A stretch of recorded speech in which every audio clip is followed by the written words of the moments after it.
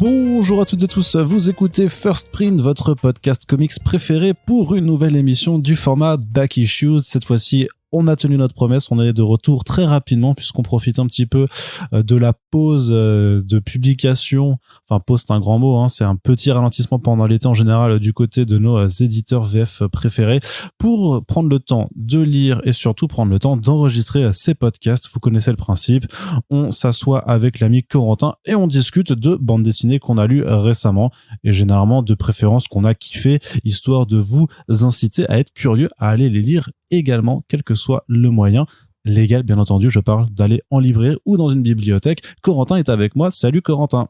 Mais oui, mais je suis pas vraiment avec toi en fait.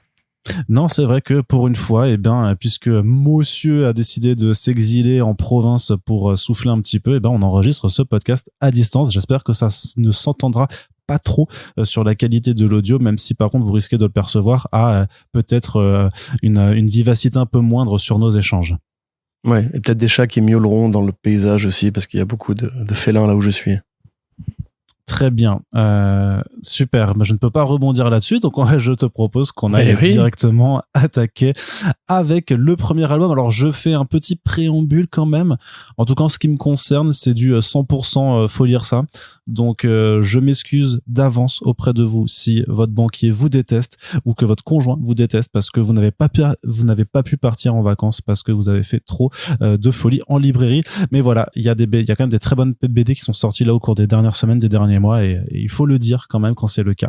Donc on va commencer par un titre qui est arrivé chez Black River Comics, une maison d'édition qui appartient au groupe Editis et qui s'est lancé il y a maintenant une bonne année.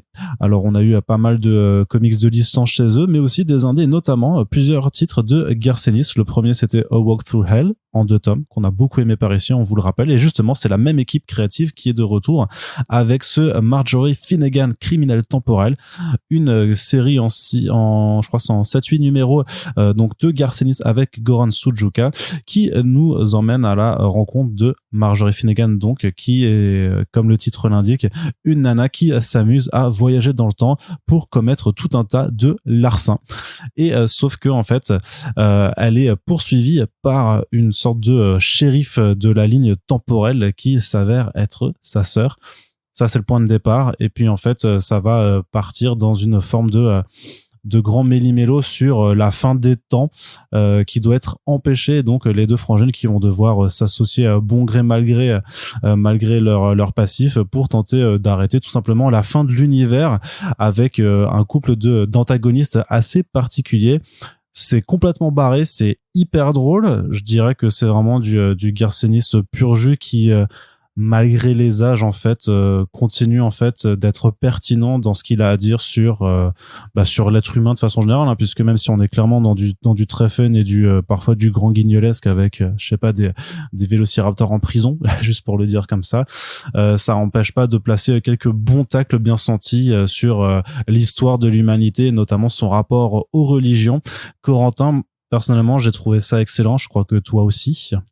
Mais oui, tu vois, il faudra que tu m'écoutes plus souvent quand je te conseille des projets. Oui, Marjorie Finnegan. Alors moi, j'ai eu la chance en plus d'interviewer Goran Sujuka grâce à Black River qui l'avait invité en France et nous avait proposé de le rencontrer. Alors heureusement, c'est un petit peu comme Sean Phillips, un de ces artistes qui se préoccupe pas trop de l'intrigue. Sur les intentions du scénario, il m'a juste dit Garth m'a dit de faire ça, et donc beaucoup de détails qui sont à l'arrière-plan sont aussi des idées de Garth Ennis. Donc effectivement, ouais, on s'éloigne assez vite de ce présupposé de la criminelle temporelle pour aller vers un propos qui digère un peu plus ce qu'il avait fait sur Preacher, dans le sens où on a cet humour très gras, ce commentaire à la fois des États-Unis et effectivement de toutes les religions. Voilà, un propos qui est assez cynique et pas forcément adressé à nos amis croyants, parce que si on écoute Garcenis, tout ça c'est de la connerie, hein, simplement. Voilà, il y a pas de Dieu, il y a pas de prophète, il y a pas de croyance. C'est juste des trucs qu'on se raconte la nuit pour faire en sorte que le réel ait une sorte de signification. À côté, il y a effectivement des tags politiques qui sont assez précises et assez directes, notamment vis-à-vis de la droite américaine et des conservateurs. Il y a un moment donné où elle traverse au pluriel une scène de la guerre de sécession, et où il y avait eu tout ce débat aux États-Unis quand on avait commencé à déboulonner un peu les statuts de grands généraux confédérés, parce que voilà, les confédérés étaient ceux qui ont combattu l'armée du Nord pour le rétablissement de l'esclavage. Et à l'époque, beaucoup de conservateurs disaient ouais, mais non, c'était pas que pour ça, c'était aussi pour une autonomie économique, etc., etc. Et Garcenis, en fait, il les fait parler, les confédérés, il leur fait dire oui, non, mais attends, on est des gros racistes, hein, pour bien insister sur le fait que non, mais lui, il a un point de vue là-dessus, c'est que juste les racistes sont racistes et puis c'est tout. Il y a une présence, même sans parler de seulement de la guerre de sécession, il y a des scènes qui sont très actuelles également sur ce même propos, hein, et je veux dire, c'est quand même une bande dessinée qui te donne un peu le là, puisque au bout de en moins de 10 pages, en fait, tu verras Donald Trump avec une grosse merde sur la tête. Donc je pense que ça donne le ton très rapidement aussi sur l'intention du discours. Voilà, il y a un propos plus général effectivement sur l'actualité politique moderne aux États-Unis et le Trumpisme. Donc c'est toujours aussi grande gueule, c'est toujours aussi rentre dedans, c'est toujours aussi crado. Beaucoup de blagues de cul dans cet album par rapport à Walk Through Hell justement, qui était, comme on l'avait dit, un polar qui tirait sur l'horreur et qui était très sérieux. Walk Through Hell, c'était sérieux, c'était même assez noir.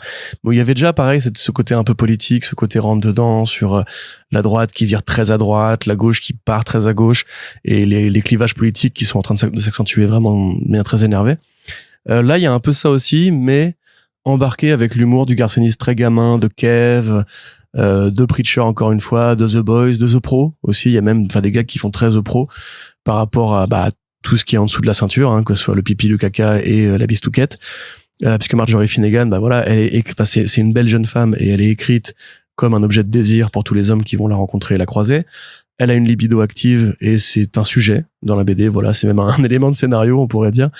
Elle a un sidekick un peu qui a une tête coupée, qui fait un peu penser au Joker de Last Night on Earth, mais en bien fait.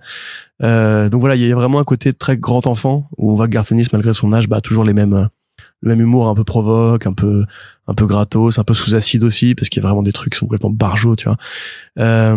Et où il s'amuse à mélanger satire politique, humour gras d'adolescent et un propos qui est effectivement pas si idiot sur la religion, sur les évangiles apocryphes aussi, sur ce qui a été en fait gommé par les différents groupes religieux dominants, on va dire, pour faire en sorte que ce soit des textes très très propres, très normatifs. Et c'est pas mal du tout. Il y a aussi un petit côté buddy movie, enfin même un double buddy movie avec d'un côté Marjorie Finnegan et la shérif, comme tu dis, et de l'autre le grand méchant et Stan. Super blague d'ailleurs avec le mec qui s'appelle Stan et qui ressemble à Satan, tu vois, Satan. Ouais. Donc non, vraiment une bonne grosse lecture. Enfin, c'est une lecture super série B, super défouloir, super fun. Pour moi, elle manque un peu de structure. Le début est peut-être un peu mal introduit et après ça fait beaucoup d'allers-retours qui sont prétextes en fait à des vannes. Mais au bout du compte, je pense que ça aurait pu durer plus longtemps, tu vois. Au bout du compte, ça reste quand même vachement bien foutu, vachement drôle. Et assez entier, parce qu'on te fait quand même un arc assez complet sur Marjorie Finnegan et son rapport à son sidekick, son rapport à son acolyte aussi, enfin l'autre on va dire. Le coup par exemple de pourquoi il y a un mec qui ressemble à Satan et pourquoi il y a un raptor en prison, ça c'est beaucoup plus secondaire. Par exemple, tu vois, il va plutôt se dire en fait, c'est des éléments on va dire de science-fiction classique, avec ce petit côté Doctor Who, en plus qui est vraiment des références à Doctor Who, il y en a au moins 3. Il se dit ça c'est pas besoin de l'expliquer, c'est juste marrant, donc on va dire que c'est marrant et puis c'est tout, on s'en branle. Ce qui fait qu'à mon avis, ça aurait pu durer sur 2 ou 3 volumes de plus. D'ailleurs, Suzuka avait dit que c'était pas du tout inenvisageable. Pour rappel, il y a un film qui est prévu à Hollywood, enfin, une option qui a été posée sur Marjorie Finnegan par le studio de Margot Robbie. Et effectivement, quand on sait ça, c'est compliqué de pas voir Margot Robbie dans les planches. Mais dans l'ensemble, juste un bon Garcenis, toujours aussi en forme, toujours aussi énervé, toujours aussi drôle. Et il faut adhérer à cet humour, hein, évidemment. Mais tel quel, ça fait carrément le boulot. Ouais, puis même dans l'humour un petit peu visuel, tu disais que toi qui as eu un Suzuka en interview, tu disais que voilà, s'il y avait pas mal de détails qui étaient placés par Garcenis lui-même, mais je trouve même que que t'as un côté presque Don Rosa façon jeunesse de Picsou avec des petits détails que tu vois dans les fonds, dans les décors. Tu sais, il y a même des séances de flashback où tu vois certains personnages dessinés et ça devient vraiment super drôle. Enfin, je sais, tu vois par exemple le truc du Raptor. Effectivement, c'est anecdotique. Mais en fait, tu vois que c'est pas juste, il avec les scènes de flashback ou ce genre de détails, en fait, il lui invente vraiment une histoire, un passif, genre elle était à son mariage et tout ça, c'était sa demoiselle d'honneur et tout ça. Enfin, ça, je trouve qu'il y a vraiment des sommets d'absurde qui sont atteints à plusieurs niveaux. Et ouais, même dans l'histoire de ce que ça raconte, donc il y a quand même un moment où on essaie de voir, en fait, que pourrait devenir l'humanité quand il ne resterait plus qu'une seule personne. Et je trouve que le payoff de ce truc-là est assez monumental en fait, où c'est là où tu te dis vraiment putain, mais Ennis jusqu'à sa mort en fait il va continuer à balancer des fions envers et contre tout, et je trouve ça vraiment super réjouissant. C'est super rafraîchissant. En plus c'est un album qui fait c'est 200 bonnes pages pour le c'est coup, 8 numéros pour te dire. Ouais, 8 numéros, donc c'est 19,90€ en librairie. C'est super honnête je trouve par rapport à la taille de l'album et par rapport un peu au tarif que Black River a pu avoir sur des trucs beaucoup plus courts. Donc franchement c'est pour moi c'est vraiment un de leurs meilleurs titres, hein. De toute façon clairement tous les Garcinis qu'ils ont sortis, là il y a Heretic de Karen Andrews dont on reparlera aussi, mais ils ont vraiment quelques petits indés vraiment là qui font très très plaisir. Donc, et voilà. juste pour ajouter un petit élément, moi qui vais souvent voir un peu comment sont reçus les BD sur les pages Reddit, enfin les subreddits de fans de comics ou sur les sections commentaires de forums X ou Y, etc. Garcenis, comme il a jamais voulu vraiment se situer entre la gauche et la droite, c'est-à-dire que lui il considère que c'est un être politique neutre qui peut commenter comme ça les dérives de chaque groupe. Dans Dear Becky, commentait vachement les anti-Brexiters tout en commentant aussi l'attitude des transphobes au Royaume-Uni. Du coup, c'est aussi un auteur qui plaît beaucoup aux conservateurs parce que voilà, il y a le côté flingue, le côté vulgaire, le côté machin. Cet album-là a été très mal reçu par les conservateurs américains, parce qu'en plus il n'y a pas que Trump et le côté raciste, il y a aussi un vrai propos sur la fragilité masculine dans le rapport entre Stan et Marjorie Finnegan particulièrement, et le côté c'est une meuf qui a une sexualité et tout, qui aime bien s'amuser à baiser, etc. Ça a pas du tout plu, je suis désolé, il y a peut-être des avions qui passent dans le fond aussi, ça a pas du tout plu à nos amis un peu débiles. Donc rappelez-vous que Garcinis n'est pas votre pote si vous êtes un gros con de réac, et c'est important de le rappeler. Voilà. Ça marche. Bah après, je crois pas qu'il y ait de gros cons de réac qui nous écoutent depuis le temps. Je pense que les mecs se feraient des ulcères aux oreilles s'ils continuaient de nous suivre. Alors, autre sortie, cette fois-ci, on s'écarte un petit peu du comics pur et dur, puisque vous le savez, on aime bien aussi parler de BD françaises qui sont faites en France, mais qui sortent chez des éditeurs avec qui voilà on a des affinités artistiques et éditoriales. Et c'est un album qu'on attendait depuis longtemps, puisque la première fois qu'à titre personnel j'avais rédigé dessus, je crois que c'était en 2021, et que le projet était en gestation depuis bien plus longtemps. Ça s'appelle Samurai Gun Trigger Soul de Valentin Sèche. Donc pour info, vous aurez tout bientôt un Super Friends enregistré avec Valentin sur cet album. Et donc en fait c'est une bande dessinée qui est dérivée d'un jeu vidéo sur lequel Valentin a été chara designer. Enfin, il a vraiment fait toute la conception graphique du second volume, parce qu'il y en avait déjà un premier opus, et c'est un jeu vidéo qui est ultra minimaliste. En gros c'est presque que du PVP où on affronte d'autres joueurs avec un sabre et 3 balles dans un flingue, et dans des arènes avec voilà plein de variations. Et l'idée c'est d'être le premier à réussir à mettre le coup fatal, puisque on meurt en un coup. Il y a aussi un mode histoire là-dedans qui t'emmène dans des niveaux où voilà, tu dois affronter plusieurs types d'ennemis. C'est très Die and Retry façon Super Meat Boy, parce que c'est aussi du pixel art en tout petit. Et donc Valentin Sèche a vraiment voulu faire une BD qui puisse donner corps à cet univers. Donc on s'intéresse à une jeune fille qui s'appelle Red, qui vit dans une ville qui est Gun City, et en fait dans cette ville qui est présidée par un empereur complètement mégalomaniaque et égocentrique, il y a une poudre qui circule, la gunpowder, et qui donne en fait à ceux qui la prennent, que ce soit en infusion ou en sniff, une énergie folle pour aller travailler, évidemment, puisque voilà, le travail, faut travailler. C'est un peu l'empereur, c'est un peu Muriel Pénicaud fusionné avec Emmanuel Macron, puisque voilà, c'est quelqu'un de complètement égocentrique qui veut que tout le monde utilise cette énergie pour agrandir son palais. Sauf que quand on travaille trop, enfin quand on prend trop de gunpowder, on risque de se transformer en monstre. Et quand c'est le cas, en fait, il y a un mystérieux justicier qui vient te buter. Et donc Red, elle débarque un petit peu, elle est dans cette ville, elle est un peu abandonnée. Il y a un golem qui va arriver pour s'occuper d'elle.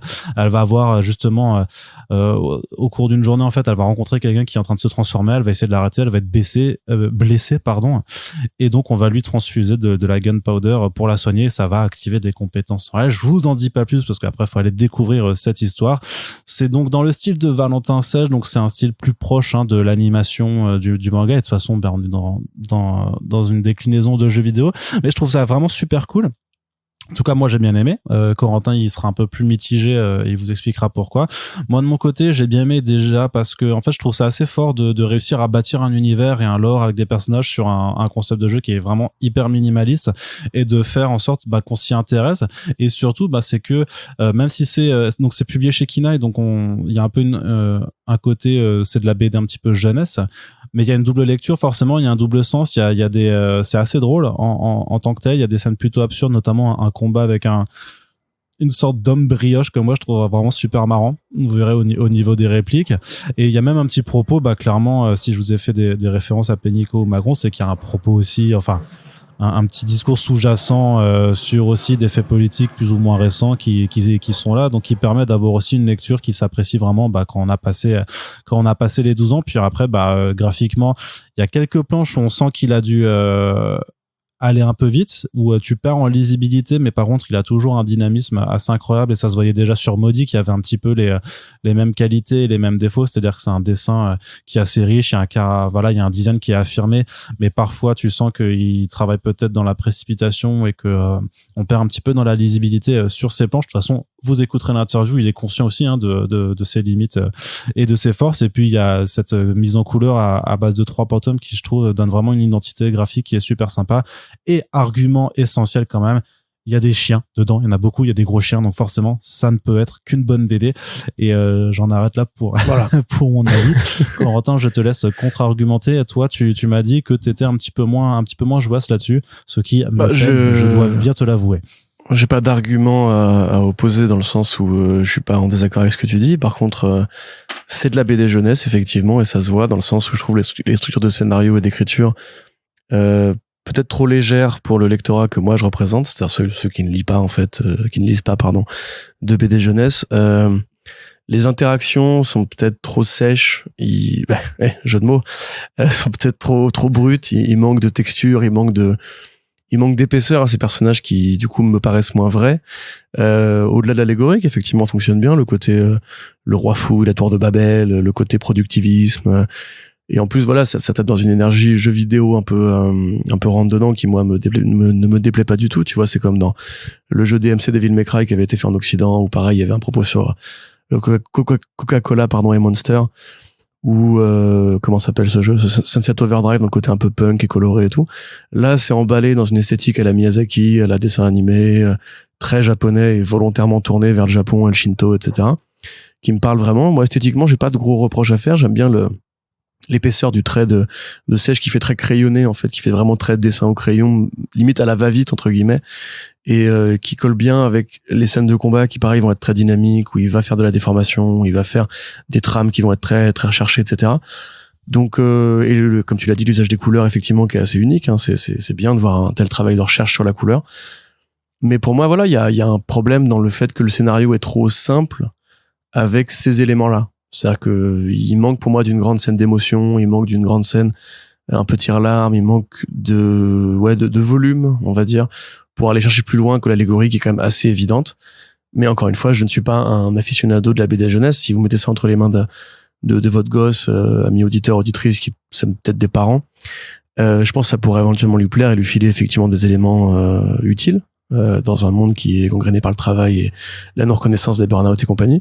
Mais moi, effectivement, j'ai lu ça différemment, et je pense que ça pourrait être, même avec un niveau de lecture moins perceptible, mieux fait au point de vue écriture. Après, ça n'enlève rien au fait que voilà, si c'est de la bonne BD jeunesse, c'est de la bonne BD jeunesse, mais c'est là justement qu'à mon sens, il y a un problème dans l'exécution. Pour moi, on peut faire de la bonne BD jeunesse avec des strates qui soient plus pour adultes. Et à mon sens, là, on est plus du côté ado, ou enfant même, que du côté adulte. Vous l'aurez compris, voilà. Donc si vous avez des enfants ou des ados, on ne sait pas de quoi votre famille est constituée, ou que vous voulez initier en fait des plus jeunes à la lecture, je pense que du coup c'est un album qui peut se prêter à cet exercice. Merci Corentin. C'est le seul truc qui est chiant quand on fait ces podcasts à distance, c'est que c'est un petit peu chiant de changer de la structure, un avis, un autre, et passer à la suite, parce que justement on se voit pas, c'est plus compliqué d'être interactif, mais on espère quand même que voilà, vous aurez saisi les petites différences sur nos deux propos. Je te propose qu'on passe à de la BD qui toi va te parler plus parce que c'est pour les adultes, parce qu'il y a un vrai propos, parce que ça raconte plein de choses, qu'il y a 3 niveaux de lecture, c'est de la BD d'élitiste. Oui. Pour les grands, pas pour les ados ni les jeunes. Il en faut aussi, il faut des grands, c'est bien les grands. Je plaisante, je te charrie parce que je trouve là on va clairement sur la BD. Moi je veux dire bien joué. Tu m'as bien eu. Ah bah oui. Non mais on va être clairement sur la BD où moi je vais dire que j'ai kiffé tout ça et puis toi tu vas réussir à percevoir les 3 niveaux d'analyse qu'il faut et puis après je vais dire moi j'ai plus rien à dire de toute façon je suis trop bête, je ne suis pas fait pour ce genre de choses. Je veux parler de The Blue Flame qui est un gros album sorti donc chez 404 Comics dans leur collection 404 graphique. Qu'est-ce que c'est? Donc c'est un titre qui nous permet de retrouver Christopher Cantwell, donc l'auteur de Everything, un titre qui était déjà très cérébral, vous vous en rappelez, qu'on avait beaucoup aimé par ici, notamment aussi avec le dessin de Ian J. Kurbard. Christopher Cantwell, dont on attendra un jour que She Could Fly par exemple, ses premiers titres chez Berger Books sortent, mais on continue d'avoir sa bibliographie en indé pour l'instant. Donc The Blue Flame, c'est dessiné par Adam Gorham, qui est là aussi un dessinateur assez connu, si vous lisez des comics indépendants et de super-héros. Il avait notamment fait du Punk Mambo chez Valiant, donc chez Bliss, qui était plutôt sympathique. Là, il a un trait un peu moins sale, on va dire, puisqu'il est dans une ambiance alors j'allais dire réaliste, à moitié réaliste et dans un autre sens très science-fiction, mais en tout cas son trait, son ancrage est plus clean, on va dire, par rapport à ce qu'il avait fait sur Punk Mambo. Forcément, c'est moins punk. Et de quoi ça parle, The Blue Flame? Corentin, je te laisse nous présenter ce gros pavasse. Alors ça commence par un super-héros de l'espace à la Adam Strange, à la Buck Rogers, à la Flash Gordon, etc., qui se retrouve sur une planète qu'il ne connaît pas, sans comprendre comment il est arrivé là, et va être emmené par des espèces de soldats insectoïdes pour être mis devant un grand jury, et l'objectif de ce grand jury va être de décider si l'humanité mérite ou non de survivre à une apocalypse. Donc on peut il y a d'autres portraits types d'histoires comme ça, c'est pas tout à fait nouveau, mais pour résumer, le Blue Flame, qui est donc un super-héros, va servir d'avocat à l'humanité. Il va essayer de défendre pourquoi l'humanité mériterait de survivre malgré ses défauts. Et si jamais il perd, le grand jury de l'espace va annihiler l'espèce humaine, envoyer des robots, des vaisseaux qui vont raser la Terre et détruire toute trace de vie. En parallèle, en fait, donc ça c'est l'accroche. Et en parallèle, on s'aperçoit que le Blue Flame, c'est aussi un monsieur qui, en fait, faisait le real life super-héros. Dans un monde semblable au nôtre, il mettait un costume qui avait effectivement des capacités, alors, surnaturelles, non, qui juste il balançait du feu avec des espèces de réacteurs, et qui appartenait à une équipe qui s'appelait la Brigade, la Brigade du crime, et qui cavalait après, des petits voleurs, des braqueurs, des trafiquants X ou Y, qui faisaient un vrai taf de super-héros, mais dans un monde réaliste où il n'y a pas de super-pouvoir. Un jour, ils vont être victimes, donc son groupe de super-héros de la vie réelle, ils vont être victimes d'un attentat où un jeune tireur va venir à une de leurs conventions et tirer dans la foule. Ils vont tous être tués, sauf le Blue Flame, qui va normalement essayer de se remettre de cet événement-là en ayant perdu l'usage de ses jambes, en devenant alcoolique, en se reconnectant avec sa sœur qu'il a perdue depuis très longtemps. Et voilà, donc le procès va se tenir en parallèle de la vie réelle du Blue Flame. Et donc il y a un dialogue de qu'est-ce qui est réel, qu'est-ce qui n'est pas réel, est-ce qu'il invente tout ça, est-ce qu'il rêve tout ça, est-ce que c'est 2 personnages différents qui s'appellent The Blue Flame ou pas, et qu'est-ce qu'on en fait en fait, qu'est-ce qu'on fait du traumatisme, qu'est-ce qu'on fait de l'espèce humaine.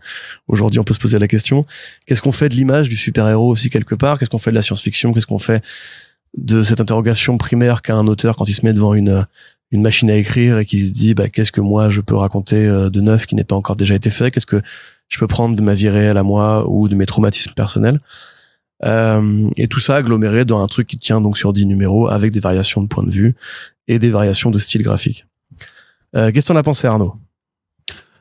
C'est dense d'une part, mais c'est hyper intéressant en fait, parce que c'est en fait, t'as le croisement des 2 temporalités, on va dire, ou des 2 espaces qui arrivent à se mêler de façon très organique, et tu comprends assez rapidement en tout cas je trouve que tout se passerait, enfin par rapport à ce que tu disais, moi j'ai pas eu l'impression qu'il y a forcément beaucoup enfin qu'il se passe pas beaucoup de temps avant que tu comprennes que tout est bien en train de se passer, que c'est juste en fait sur des plans de réalité un petit peu différents, et j'ai vraiment l'impression que que les deux timelines en fait arrivent à bien se mêler, que tu vois la progression du personnage tant dans sa vie civile que dans sa vie de super-héros supposé, ce qui permet d'interroger en fait, enfin ce qui permet à Christopher Cantwell de poser ses questions vraiment sur deux ensembles différents, et je trouve vraiment intéressant le propos qu'il y a en fait, comme tu disais, d'un côté sur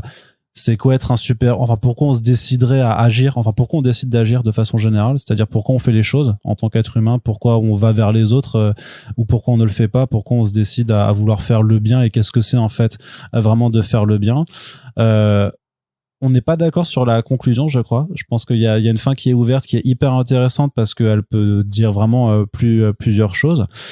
Et je trouve que graphiquement, c'est un travail qui est assez impeccable, à la fois dans la façon dont les personnages réussissent à véhiculer des émotions, et avec la traduction de Laurent Kessy qui est excellente, parce qu'il y a vraiment des échanges qui sont super durs dans un côté. En fait, si on pourrait presque enlever le côté science-fiction et le fait d'avoir des scènes avec des aliens, parce que il y a vraiment une ambiance un petit peu de film d'auteur ou de tranche de vie dans le sens où en fait tu t'intéresses sur la moitié de l'album littéralement à quelqu'un qui fait une crise je sais pas si c'est une crise de la quarantaine, mais qui vraiment traverse un moment de crise dans sa vie, un traumatisme, mais pas seulement lié à ce qui se passe au début de l'album, mais aussi par rapport à sa situation et au fait qu'il a des choses à gérer vraiment avec sa famille, avec ses parents, avec même juste ce qu'il essaie de faire dans sa vie.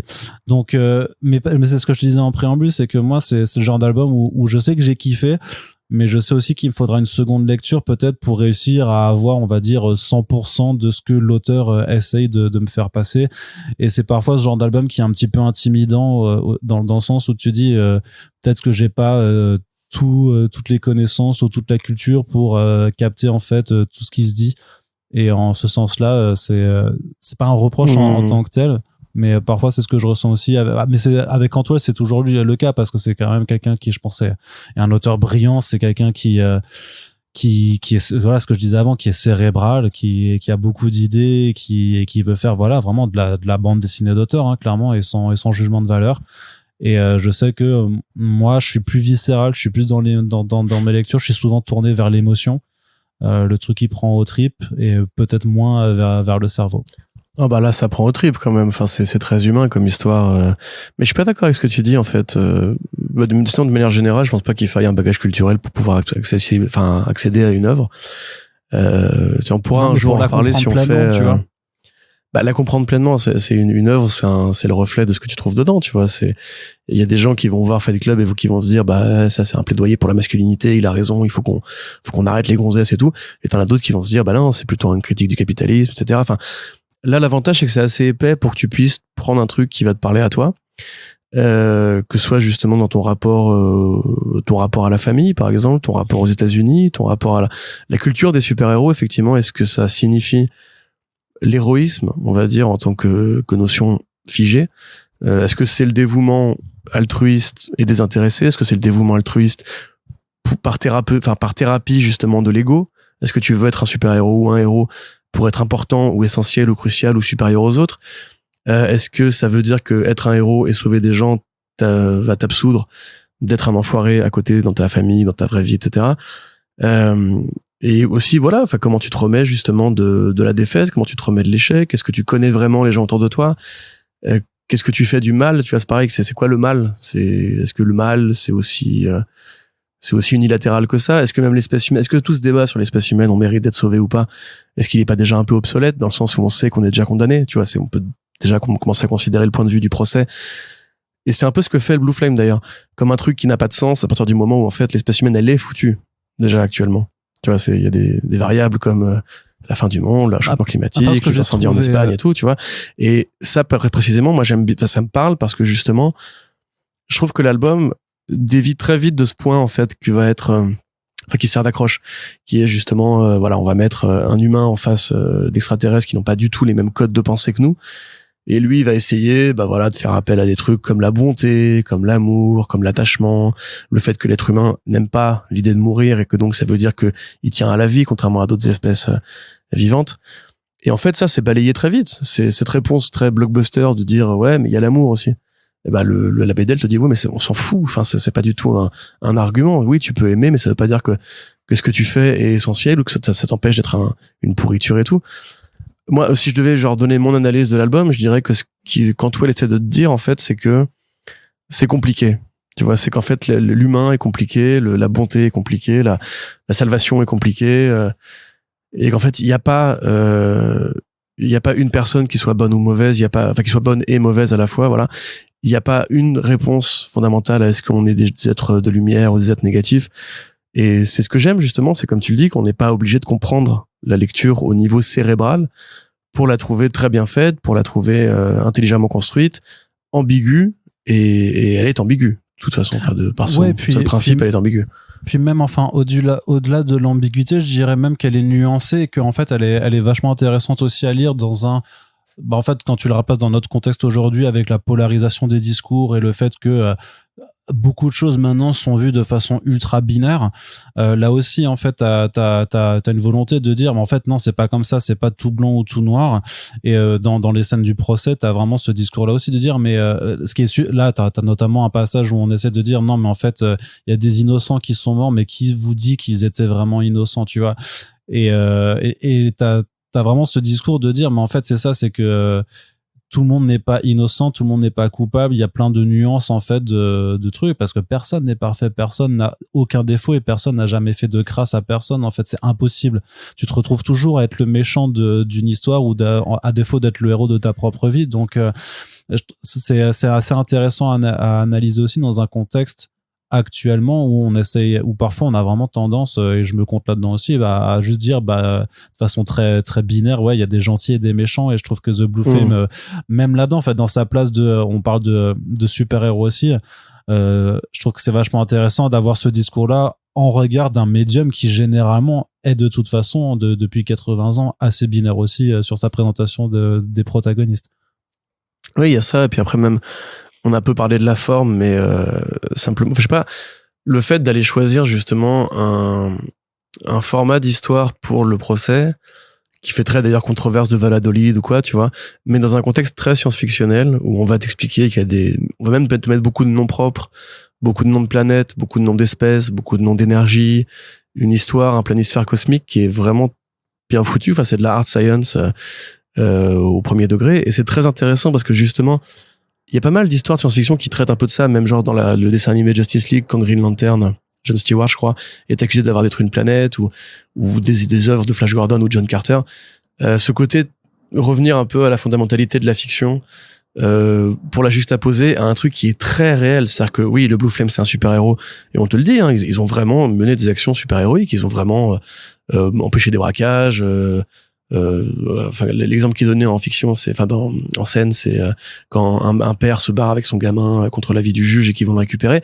Il y a vraiment des scènes qui font super-héros, c'est pas des real life super-héros à la Kick-Ass où c'est juste des mecs en cosplay qui aident des gens à traverser la rue, tu vois. Mais c'est très quand même réaliste, c'est très ancré dans le réel, c'est des problématiques du présent qu'on a pu tout savoir, comme voilà, il s'est déchiré avec sa sœur pour un héritage, il a du mal à trouver une nana, il est paralysé, il arrive pas à s'empêcher de se pisser dessus depuis qu'il a eu son accident, tu vois. Enfin, les choix sont vraiment assez intéressants. Et effectivement, ça mériterait une seconde lecture, ça mériterait une troisième lecture. Je sais que Beaujouan l'avait comparé quand on l'avait invité à Strange Adventures de Tom King et Evan Shiner et Mitch Gerads, où justement il y a un peu voilà le même discours entre d'un côté ce qu'a fait Adam Strange avec sa femme dans l'espace quand il a dû assembler la planète contre la menace des Tanagariens ou des Raniens, je ne sais plus de quelle faction est Adam Strange, et par rapport au moment où il revient au pays et comme un soldat qui a fait des crimes de guerre en Afghanistan, il est rattrapé par son passé, on mène une enquête sur lui, et ce côté justement très très lumineux se confronte à une réalité très sordide et très réaliste. C'est un peu la même chose, mais dans un monde qui nous paraît beaucoup plus ancré, ou une science-fiction qui nous paraît beaucoup plus surréaliste. Ce qui fait que moi, en fait, je vais mettre ça par écrit, mais je trouve ça vraiment très riche, très intelligent, Et par rapport à la fin dont tu parlais, encore une fois, voilà, j'ai été voir un peu les commentaires. Je pense qu'il y a une incompréhension par rapport à ce qu'on doit faire d'un bouquin, en fait. Peut-être chez les Américains, c'est moins limpide. Peut-être c'est pour ça qu'ils sont fans de Scott Snyder ou quoi, où tout est très expliqué, où il faut donner tous les éléments de réponse et compagnie. Mais là, en fait, justement, c'est un bouquin que tu peux lire, attraper des éléments qui vont te concerner et d'autres qui vont moins te concerner et essayer d'en faire un peu ce que tu veux. Ce que tu peux en faire après lecture. C'est là l'intérêt de la fin ouverte qui te donne pas effectivement, et donc on n'est pas d'accord toi et moi là-dessus par exemple, qui te donne pas une réponse très nette à ce qui va arriver en fait, ou même qui donne pas une réponse très nette à est-ce que c'est vraiment réel. Et ça justement ça frustre beaucoup apparemment les fans de super-héros classiques qui peut-être ont découvert Cantwell par Iron Man, ouais. Ouais, c'est ça, ouais. Et Doctor Doom, et qui après vont chercher ce qu'il a fait en indé, voient Blue Flame égale super-héros égale ça va me ressembler, et finalement ils sortent et ils se disent ouais mais du coup c'est nul, on sait pas comment ça se termine, et puis en plus j'ai rien compris, et enfin juste voilà, ouvrez vos chakras et comprenez qu'effectivement il y a des œuvres qui sont faites pour essayer de taper dans d'autres zones émotionnelles que celles que vous allez prendre généralement, tout en comprenant qu'en plus là c'est beaucoup plus clair à mon sens que par exemple Everything, qui était plus une sorte de sudoku intellectuel et au niveau, enfin même, comment dirais-je, émotionnel, que là c'est quand même, voilà, c'est du Alexander Payne qui va croiser du Jack Kirby, quoi, on va dire. Donc vous prenez un peu des deux, vous secouez, vous faites un truc par rapport à la famille, par rapport à la bonté humaine, par rapport à l'âme, par rapport à la fiction en général, et par rapport, comme tu dis, à cette critique de la simplicité des super-héros, qui sont effectivement un format qui, pendant 80 balais, quand même, a accueilli très peu de nuances. Donc pour moi il y a plein de trucs super intelligents et intéressants à en prendre, et je vous conseille de le lire du coup mécaniquement. Voilà. Et très jolie partie artistique sur Adam Gorham. Il y a pas, je trouve qu'il change un peu. J'ai l'impression que le trait s'affine ou que l'ancrage s'affine sur les 2 derniers numéros, qu'il y a un changement en fait dans la technique. Et j'ai regardé, pourtant l'équipe créative change pas du tout, mais j'ai l'impression qu'ils ont un peu je sais pas, affiné, où il y a un côté qui m'a un petit peu pas dérangé, mais que ça m'a un peu perturbé, mais ça reste quand même super, c'est super bien illustré de toute façon.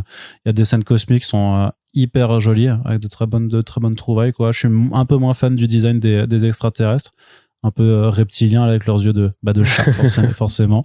Mais voilà, franchement, c'est un album qui effectivement est très beau. Bon, comme d'hab, chez 404, en plus, la fab, elle est superbe, avec l'effet un petit peu brillant, enfin métallisé sur la silhouette du super-héros. C'est un bel album, c'est 26,50 € en librairie. Et vu la pagination et tout ça, c'est quand même voilà, comme d'hab, eux ils réussissent vraiment à combiner l'ensemble sur le livre-objet, sur le rapport qualité-prix, tout ça. Et puis donc c'est une bonne BD. Donc on vous encourage à vous y intéresser. Autre sortie incroyable, parce que vraiment pour moi elle est incroyable, et que Corentin a lu depuis 1000 ans déjà. C'est Big Guy et Rusty the Boy Robot. Donc c'est pas du tout neuf, clairement. C'est un titre d'ailleurs qui a déjà connu plusieurs éditions en France. C'est du Frank Miller et du Geoff Darrow. Ça a été réédité chez Futuropolis, qui vraiment est en train de refaire tout Geoff Darrow avant de proposer le 3e volet enfin le 4e même, de Shaolin Cowboy. Donc là on est dans une collaboration qui suit celle de Hardboiled, qui avait déjà été réédité l'année dernière chez le même éditeur. Et donc qui nous montre une expérience sur l'évolution, sur la vie qui tourne très mal au Japon, et qui fait apparaître un énorme kaiju dont le but est grosso modo de faire disparaître l'humanité pour la transformer en monstre. Voilà, en monstre surpuissant comme lui. Arrive alors une sorte de parodie d'Astro Boy, de petits garçons robotiques qui essayent de se battre contre ce kaiju, qui arrive pas forcément, et le Japon décide de faire appel de demander de l'aide, aux États-Unis, en demandant un autre soldat surentraîné, le Big Guy, pour affronter ce monstre. C'est du pornographique à tous les étages, comme d'habitude avec Geoff Darrow. C'est là c'est un petit peu, là on est clairement moins cérébral, on est vraiment sur de l'amusement, et pourtant c'est quand même plutôt malin aussi, parce que dans les dialogues, dans la présentation des récitatifs, tu vois quand même qu'on fait une forme d'hommage et ou de parodie à la fois justement à la grosse vague de science-fiction des années 50-60, au discours très propre de l'Amérique de l'époque aussi. Donc je trouve que c'est à la fois hommage et un petit peu parodique. Et c'est surtout, voilà, une dinguerie visuelle. Le grand format de Futuropolis rend vraiment, je trouve, fait vraiment honneur, pardon, au trait de Geoff Darrow, parce que c'est vraiment, voilà, faut se dire, c'est un kaiju dans Tokyo, il y a des bâtiments détruits avec un niveau de précision incroyable, les scènes d'action, elles sont toutes folles. C'est des robots, donc il y a des armes aussi qui apparaissent à tout bout de champ, donc pareil sur le niveau de détail de tout ça, en fait, on s'arrête, hein, on essaie vraiment de tout regarder, on en prend plein les yeux, et voilà, c'est trop court, c'est le seul écueil, c'est que c'est toujours trop court avec Geoff, mais voilà, que peut-on dire de plus? C'est peut-être pas le meilleur de Geoff Darrow, mais de toute façon, le mec arrive pas à faire quelque chose qui soit pas au minimum très bien, non? Oui, j'ai pas grand chose de plus à ajouter là-dessus, hein. Effectivement, Big Guy et Rusty, donc comme tu l'as dit, c'est un hommage à Godzilla, c'est un hommage à Astro Boy de Tezuka, et aussi à l'écriture des comics de propagande, et aussi à l'écriture de Kirby, puisqu'il y a vraiment de ça, en fait. Savoir que Frank Miller, en fait, ne fait que les dialogues sur Big Guy et Rusty, puisque on l'avait dit quand on avait traité Hard Boiled. Au départ, Hard Boiled, ça avait plutôt être un polar de science-fiction, enfin, limite pas forcément de science-fiction d'ailleurs, un polar, point, avec un mec, un imperméable, un flingue, et éventuellement un côté un peu robotique. Et c'est plus Blade Runner, quoi, on va dire, et c'est Geoff Darrow qui juste c'est complètement essuyé les godasses sur le script de Frank Miller. Donc ce coup-ci, et du coup Frank Miller a dit ok, bon, voilà, fais ce que tu veux, et donc là il lui a plutôt écrit les dialogues pour que Geoff Darrow puisse instiller plus une scène d'action qu'une histoire, comme d'habitude, et c'est ce qui deviendra ensuite sa signature. Là c'est la colorisation qui a été réalisée par Dave Stewart, donc c'est la recolorisation Dark Horse qui avait suivi celle qui avait été faite par les studios RG à l'époque. Donc, est-ce que c'était les studios RG ou est-ce que c'était pas la coloriste qu'il avait à ce moment-là? Je sais plus du tout, très honnêtement. Donc voilà, c'est toujours aussi beau. Là, c'est moins dérangeant que dans le cas de Hard Boiled, parce que Hard Boiled avait vraiment un parti pris beaucoup plus, justement Blade Runner, beaucoup plus Moebius que à la première colo que à la deuxième. Alors que là, finalement, justement, Darrow ayant été un peu échaudé par ce qui s'était passé avec Hard Boiled, avait voulu être beaucoup plus proche de la colorisation, ce qui fait qu'on a des aplats beaucoup plus classiques. Je crois que ce qui différencie vraiment les deux tomes, c'est les écailles du dinosaure qui sont plus vertes et jaunes dans la version Stewart et plus rouge et jaune dans la version de l'époque. Donc grosse scène de baston, effectivement des armes partout, les mitrailleuses qui sortent des coudes, les missiles partout. Enfin c'est juste débile, mais dans le bon sens du terme, parce que là ça assume effectivement complètement. Effectivement, le côté et hommage et parodie, et on pousse tous les potards de cette catégorie de fiction extrêmement rigide à fond pour faire juste de la grosse baston avec un gros dinosaure et un mec dans un costume de robot à la Iron Man qui fait carrément le boulot. C'est vraiment pour les amateurs de belles BD, hein. Il y a pas à chercher un sens très profond là-dedans. Enfin, encore que on peut trouver des sens, mais c'est pas forcément, je pense, ce que Darrow essaye vraiment de nous dire. Parce que c'est aussi un scénariste entre guillemets de l'hommage, hein. Il a toujours été chercher des trucs que lui il aimait bien, comme par exemple Shaolin Cowboy, c'est un hommage à Zatoichi, ou au film un petit peu de sabre du Japon et de Hong Kong des années 50-60. Là c'est un peu la même chose, c'est un fan de la Toho. Il a juste voulu mettre un Godzilla qui tchatche, hein. En plus ça tchatche beaucoup quand même, c'est beaucoup de paroles de ah là là, je vais vous transformer en dinosaure, tout, je suis méchant, et Big Guy qui arrive et qui fait c'est pas très bien, l'Amérique vaincra, etc. Ouais. Donc c'est vraiment juste un plaisir graphique, mais quel plaisir, parce que c'est Geoff Darrow. Alors moi j'ai pas eu cette réédition entre les mains, puisque coucou Futuropolis, on est deux. N'hésitez pas à envoyer. Mais est-ce que, j'imagine qu'ils ont mis aussi les pages de bonus qui avaient été faites pour Dark Horse Presents dans la nouvelle version, non? Il y a surtout une histoire, une petite histoire supplémentaire qui fait une dizaine de pages, qui est entièrement écrite, de la plage. Illustrée par, écrite et illustrée par Geoff Darrow aussi, qui est presque un plan fixe en fait sur chacune des pages, mais avec là une scène de baston aussi contre un gros monstre sur une plage, et où tu vois que tous les gens sur la plage en ont rien à foutre de ce qui se passe en fait. C'est ça, ouais. Ça c'est plus une sorte de façon de dire qu'en fait c'est un crossover avec Shaolin Cowboy plus ou moins, parce qu'il y a le côté quepon, l'Amérique tatouée qui est vieille, qui est junkie, c'est que des déchets partout, des mégots, des canettes de coca, des canettes de bière, etc. Ça c'est plus son propos à lui, on va dire, sur l'Amérique de la consommation, qu'il a fait dans Shaolin Cowboy à plein de reprises. Donc ça c'était un petit bonus qu'ils avaient fait, qu'ils ont rajouté à la VF, et normalement il est censé aussi y avoir une galerie de fausses couvertures. C'est ça, qui font comme s'il y avait une vraie série à l'époque. Voilà ce qu'il avait aussi fait pour Shaolin Cowboy. Donc c'est toujours aussi la générosité débile de Darrow qui en fait veut jamais faire des projets de long terme, mais a toujours plein de conneries à rajouter en surcouche et en surimpression. Il y a beaucoup d'avions dans cette région de merde. Donc hop, je vais me déplacer un peu. Donc voilà, c'est simplement une bonne lecture, simplement un gros kiff graphique. Et il faut considérer ça comme le délire d'un enfant virtuose qui s'amuse à foutre des crayons partout. Et c'est juste génial, quoi. Voilà, donc c'est la 3e édition, je crois, parce qu'il y avait une première édition chez Delcourt. Ensuite, en 2017, c'était passé chez Glénat Comics.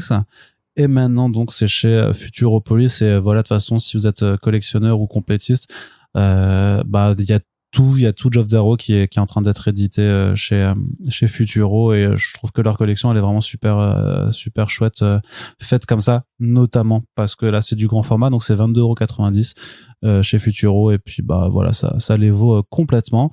Et on termine déjà ce podcast avec une autre dinguerie visuelle.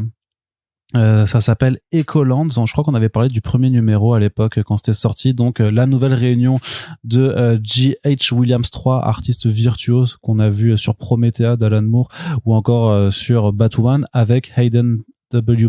Blackman, qui est donc le scénariste, qui avait fait un run salué sur Batwoman juste avant les New 52, et un petit peu pendant, et ça avait ensuite pris la flotte parce que l'éditorial de DC avait refusé en fait à l'équipe créative de marier Batwoman. Je pense que tout le monde se rappelle un petit peu de cette fameuse histoire. Là, les deux sont de retour chez Image Comics pour un titre de fantasy, on va dire, qui est surtout qui a la particularité d'être en fait présenté en format à l'italienne, et c'est que des doubles planches en fait, puisque même s'il y a un peu des cases qui se dessinent, c'est vraiment à chaque fois on lit vraiment sur des doubles pages, donc c'est un format qui est assez exceptionnel, et qui nous arrive curieusement, plus ou moins curieusement, chez Panini Comics.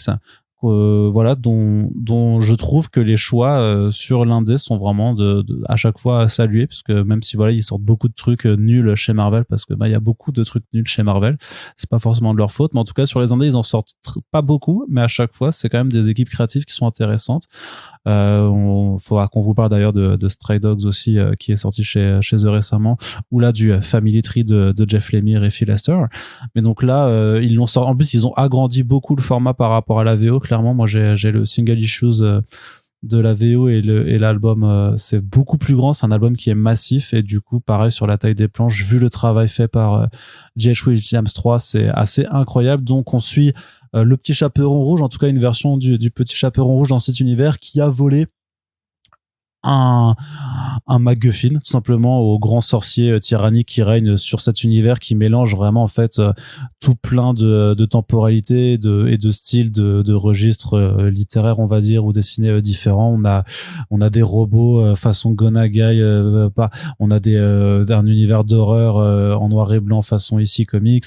On a vraiment plein d'univers différents qui se mélangent, et donc elle est poursuivie par la fille de ce sorcier tyran. Et c'est à peu près tout, hein. C'est vraiment une fuite en avant avec beaucoup de rebondissements en fonction des univers dans lesquels ils arrivent et des personnages qu'ils rencontrent, avec des péripéties, des trahisons, tout ça. Et surtout, ce que je vous l'ai dit avant, c'est que c'est une dinguerie visuelle. Je pense qu'il y a des analyses de planches qui pourraient passer des heures et des heures à vous dire à chaque fois comment c'est hyper bien agencé, comment c'est d'une fluidité, d'une maîtrise assez folle, puisque le bonhomme change les styles graphiques pour certains personnages. C'est un peu comme l'histoire de Spider-Punk dont chacun des membres est animé à une vitesse différente. Là, t'as vraiment plein de personnages qui sont vraiment dessinés dans des allures très très différentes. Moi, je peux en parler pendant des heures pour dire vraiment que pour moi, c'est vraiment un immense coup de cœur. Je suis conscient que d'un point de vue scénaristique, c'est assez facile, on va dire, puisque vraiment c'est juste le méchant qui poursuit les héros avec leur MacGuffin. Vraiment, on peut s'arrêter là. Mais par contre, il y a un plaisir visuel qui est tellement incroyable que pour moi, c'est pas grave que l'histoire soit pas justement aussi à 3 niveaux de lecture, on va dire, que par exemple que pour un Blue Flame. C'est on sait pourquoi on y va. On est là vraiment pour avoir un pur délire visuel, et ça fonctionne parce que même si l'histoire est simple en apparence, ça peut dire qu'elle est conne ou qu'elle est mal écrite. Moi, je trouve que c'est quand même très fluide, que les personnages ont des bonnes interactions entre eux, que voilà, qu'il y a plein de choses à en retirer. Corentin, qu'est-ce que toi tu en as pensé? Alors moi, il faut savoir que je lis généralement en numérique. J'ai pas vu les albums de Panini. En revanche, j'avais acheté l'édition VO album parce qu'en passant à album justement, il y avait ou Apple, je sais plus. Il y avait une version signée en fait par J.H. Williams Junior. Et bah, je me suis dit oui, tiens, allez, pourquoi pas. Effectivement, j'avais même pris le single avec la variante. J'en avais affilé un à Arnaud. Parce que je suis un grand fan de ce mec. Pour moi, il a fait le meilleur Alan Moore qui est Promethea et l'un des meilleurs Sandman au moins au niveau graphique qui est Overture entre autres choses. Voilà, c'est un génie pour moi de la composition. Là, en revanche, je suis assez curieux de voir la VF parce que pour moi, en format VO, c'est complètement illisible. C'est simplement illisible. En plus, il faut pouvoir zoomer parce que déjà, il y a tellement de détails et c'est tellement riche visuellement que c'est chargé. Quand Arnaud vous dit que chaque personnage est dessiné différemment, c'est vrai à chaque case, c'est vrai à chaque univers, c'est vrai pour les figurants, c'est vrai pour même parfois les détails visuels qui vont être dans l'arrière-plan. Les découpages, alors probablement vous connaissez déjà un petit peu le style de découpage un peu à la paquette, on va dire, de J.H. Williams 3, avec ce côté, la gouttière est souvent un élément de narration. Ça, par exemple, vous avez la fille qui poursuit le groupe de héros, qui utilise un œil qui va les suivre. À un moment donné, cet œil revient à la base et les mouvements que fait l'œil vont découper les cases jusqu'au moment où il revient dans la main de la méchante et où là, s'arrête cet élément de narration. Enfin, cet élément de narration visuelle, littéralement. Il y a beaucoup de choses comme ça. Il y a beaucoup d'éléments, beaucoup d'idées avec des vagues qui vont servir de découpage de gouttières. Et vous avez aussi, des serpents qui vont servir de découpage. Il y a beaucoup en fait de choses qui font, ou alors un labyrinthe. Et là, c'est littéralement de la narration séquentielle en mouvement. Ça, vous avez une case où vous allez avoir les personnages en gros plan qui vont parler. Et ensuite, vous passez à la case suivante. Vous les voyez eux-mêmes dans la gouttière en train de se déplacer. Et ils vont à la case suivante où on les revoit en gros plan. Donc, c'est plein d'idées. Honnêtement, je pense que pour des artistes, on parlerait beaucoup mieux que nous déjà de toute façon. Mais pour des artistes, ça peut être un très bon manuel sur comment expérimenter, comment faire de choses nouvelles avec la bande dessinée. C'est une déclaration d'amour à tous les styles de représentation picturale, on va dire. Ça, vous allez avoir un pirate qui va vraiment être dessiné comme une couverture de vieux magazine, avec des espèces d'effets de peinture à l'huile très marqués. Vous allez en avoir un autre qui va être dessiné de manière très nette, limite à la Frank Whiteley, où il y aura vraiment un côté un peu ciselé dans le contour. Un autre qui va être fait pour évoquer un peu le style Vertigo, parfois Vertigo des couvertures, parfois Vertigo des personnages.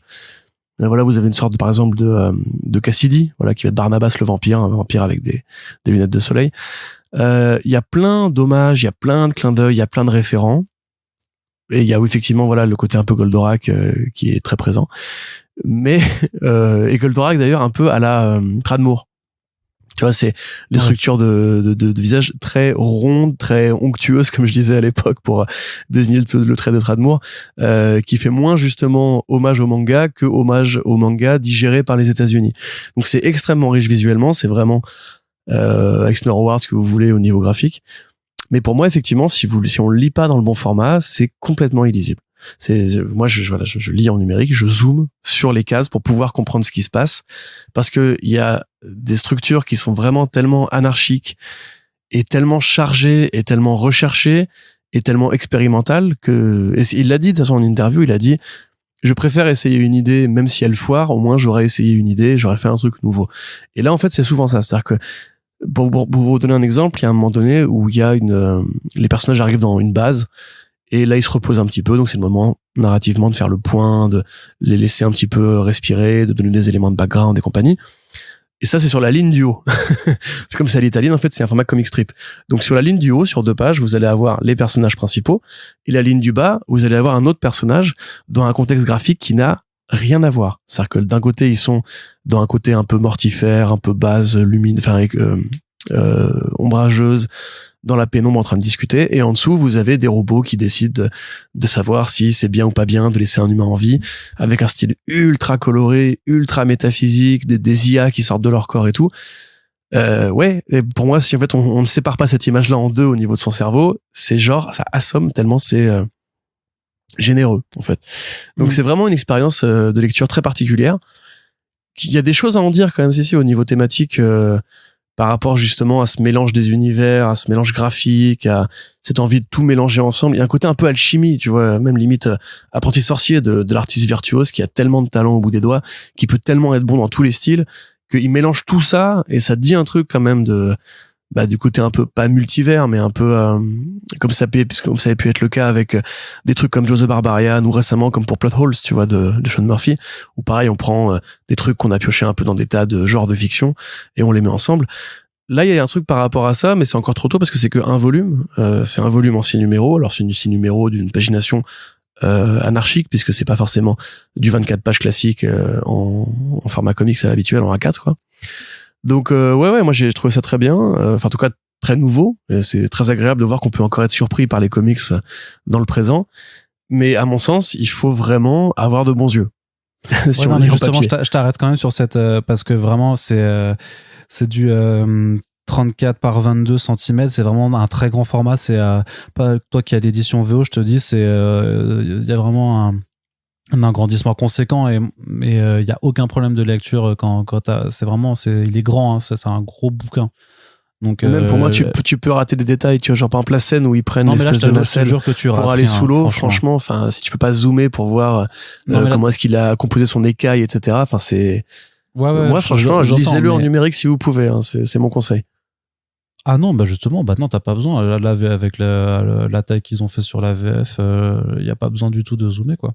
Je trouve même que le zoom en numérique, ça te fait perdre justement toute la puissance de la composition sur la planche, la façon dont il s'approprie l'espace, la façon dont il travaille avec les gouttières, avec le mouvement, la façon dont tout est vraiment fait pour que l'œil, pour t'obliger à avoir un tracé avec ton œil sur la planche. Et je pense que le numérique perd énormément de puissance là-dessus. Pour le coup, c'est vraiment pas un truc que je conseille. Franchement, je t'assure que très honnêtement, moi je trouve, à mon sens, c'est limite.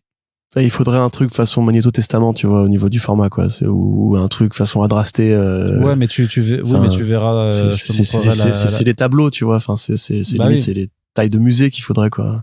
Ouais, mais je pense que on aurait dû enregistrer ça chez moi, comme ça t'aurais vu la gueule de l'album et tu n'aurais pas eu ce discours. En tout cas, mais je te jure que si, frérot. On verra. Même en zoomant gros, enfin, tu vois ce que je veux dire, c'est que même en faisant une taille qui était quand même assez conséquente sur mon ordinateur, qui est pas un petit ordinateur en plus, je me disais mais on perd des trucs, quoi. Enfin, il faut, parce que quand tu vas vraiment au cœur de la case, il y a tellement des détails que tu peux pas attraper de base que, enfin, c'est, à mon sens, c'est peut-être trop pharaonique, justement. C'est un petit défaut du projet. C'est limite trop pour un seul album d'être aussi dense et aussi épais. Et je pense que toi et moi, on a peut-être l'habitude de lire du J.H. Williams 3, mais j'imagine un jeune lecteur, une jeune lectrice qui nous écoute et qui voudra le découvrir. Ça peut être un peu intimidant, tu vois, comme façon de composer avec l'espace, parce que si t'as l'habitude d'un gaufrier en 9 cases classique, là c'est l'inverse de ça, c'est une déconstruction totale du format comics traditionnel. Donc sachez quand même de quoi vous vous embarquez, tu vois. Ouais, bon après les gens peuvent toujours feuilleter avant de prendre, quoi. Mais qu'est-ce que je voulais dire? Ouais, enfin même si c'est intimidant, enfin c'est comme après je sais pas de façon très très caricaturale, si tu commences si t'as jamais vu de film, tu veux te faire une cinéphilie et que tu commences je sais pas par un Mad Max Fury Road, tu prendras la claque, tu vois, tu diras ok, j'ai vu un des meilleurs films d'action qui existe et ça sert de maître à talent. Pareil, si tu commences par la BD par ça, en fait tu vas te prendre une claque, peut-être que tu apprécieras pas tout, que tu comprendras pas tout, que c'est un peu déstabilisant, mais tu vas te prendre une claque, en fait c'est indéniable. Ça peut pas être autre chose comme ressenti. C'est une très bonne façon aussi de te dire ok, voilà ce que la BD c'est qu'est-ce qu'on est capable de faire en bande dessinée. Pourquoi c'est le médium supérieur de toute façon, parce qu'effectivement il y a très peu de choses qui pourraient avoir autant de sens en dehors de ça, cet aspect-là. C'est-à-dire c'est pas retranscrivable en roman, c'est impossible à faire en film, peut-être en animation encore, ce sera quand même très compliqué, je pense. C'est vrai qu'il y a un petit côté Spider-Verse, tu vois, comme tu disais tout à l'heure avec Spider-Punk, mais le côté de tous les personnages viennent d'un univers différent et vont jamais trahir leur esthétique une fois mis côte à côte, c'est exactement ça. Hein. C'est vraiment, vous avez un personnage en peinture, vous avez un personnage en coup de crayon classique, vous avez une sorte de Dick Tracy façon BD des années 40. Ouais. Et jamais ils trahissent parti pris. Jamais ils les fait évoluer au sein de leur structure. C'est vraiment toujours des trucs ultra marqués graphiquement, quoi. Voilà, donc c'est en librairie chez Panini, ça coûte 39,95 € et voilà, vu la gueule de l'album, vu le format, je trouve que ça les vaut, pour le coup ça les vaut, quoi. Autant on peut être très critique sur les 100% Marvel à 20 balles et tout ça, là pour le coup pour 200% Marvel, t'as un truc qui vaut vraiment le coup, autant sur l'objet que sur voilà ce qu'il y a à l'intérieur, donc celui-là pour le coup je vous le recommande vraiment. Et donc, on en a terminé pour ce podcast de Back Issues. Je crois, ah oui, c'est ça, c'est un Back Issues indé. Pour le coup, on a vraiment parlé que de titres indés. Donc, ma foi, c'est cool. On essaiera de placer quelques super-héros la prochaine fois. On essaiera un petit peu. Il y avait Blue Flame, là, ça va. Ouais, c'est du faux super-héros quand même. Hein. Mais il faut le vendre aux gens. C'est des super-héros, c'est vachement bien. C'est comme Superman. Allez-y, lisez-le. Ouais, c'est ça. Allez, Corentin, en tout cas, merci de m'avoir accompagné une fois de plus dans ce podcast, même à distance. On espère que l'émission vous a plu. On vous rappelle que pour chacun des albums, il y a des liens pour les commander chez Comic Zone si ça vous intéresse et que vous voulez soutenir notre partenaire en plus du podcast. Et sinon, on vous rappelle que vous pouvez partager le podcast sur les réseaux sociaux. Ça fera découvrir à la fois l'émission et également les BD qui y sont présentés, donc c'est toujours bien pour participer à faire découvrir de bons comics. Et si après votre passage en librairie il vous reste encore quelque chose, eh bien vous pouvez également nous soutenir sur notre page Tipeee. Et j'en profite pour remercier nos derniers contributeurs qui sont Nora Ruadir et Alexandre qui notamment a fait un gros tip. Donc merci à vous de nous avoir soutenus et n'hésitez pas à nous rejoindre si vous le pouvez. Merci à toutes et tous de nous avoir écoutés et on se dit à très bientôt pour le prochain podcast. Salut.